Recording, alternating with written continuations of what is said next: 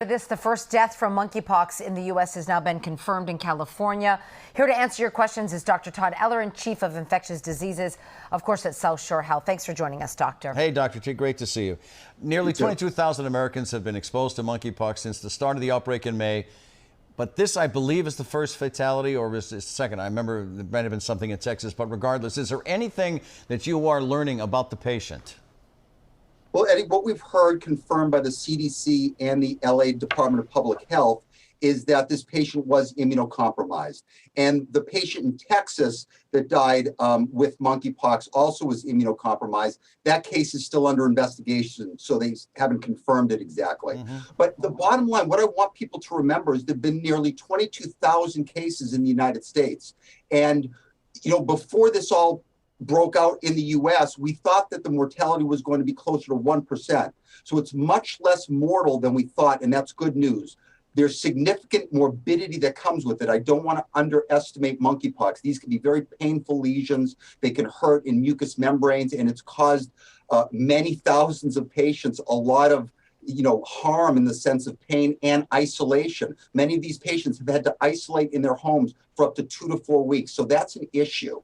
But overall, thank God it's not a very mortal disease. Right now, Doctor, there have been 347 reported cases so far here in Massachusetts. Do you think that local hospitals have enough resources right now to treat any new patients and try to slow this spread?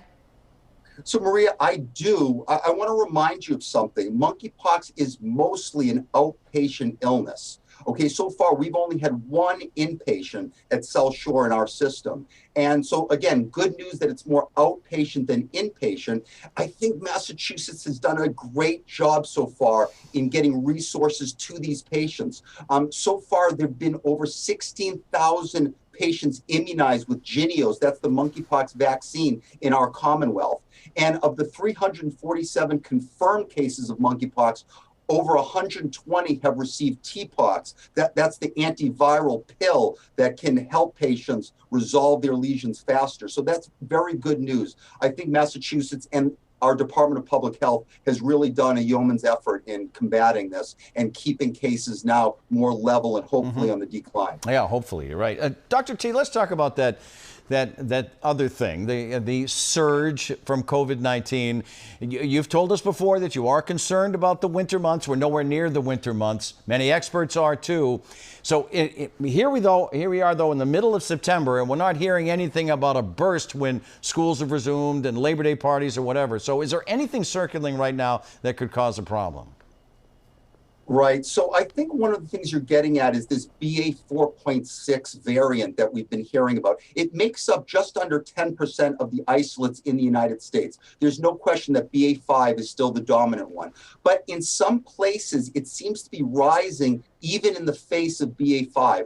The one issue with this 4.6 is that it has a mutation in the spike protein that may allow it to evade our immunity more than BA 5 in the variants that have come before it. The other real problem is that it looks resistant to Evusheld. Now, Evusheld we haven't talked about a lot, but it's an important monoclonal antibody that we give to the most severely immunocompromised patients before they get COVID. So we use it as pre-exposure prophylaxis. This variant is the first that we've seen in a while that's resistant to that. So our hope is that BA 4.6 does not overtake BA 5. We still don't know. It's a question mark. Yeah. Very good. Dr. T, thank you so much. Thanks, Doctor. Be well. Take care. And